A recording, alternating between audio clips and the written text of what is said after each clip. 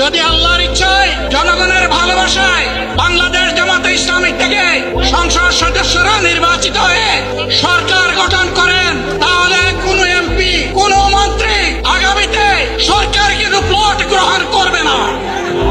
কোন এমপি এবং কোন মন্ত্রী ট্যাক্সবিহীন কোন গাড়ি চড়বে না। কোন এমপি এবং কোন মন্ত্রী তার নিজের হাতে কোনো টাকা চালাচালি করবে না। কোন এমপি এবং কোন মন্ত্রী যদি তার নির্দিষ্ট কোনো কাজের জন্য বরাদ্দ পেয়ে থাকেন, কাজ শেষ হওয়ার সাথে সাথে বাংলাদেশের 18 কোটি মানুষের কাছে তারা তার প্রতিবেদন তুলে ধরতে বাধ্য হবে।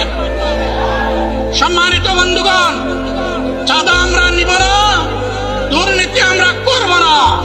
চাঁদা আমরা নিতে দেব না, দুর্নীতি আমরা সহ্য করব না। এই বাংলাদেশটাই আমরা দেখতে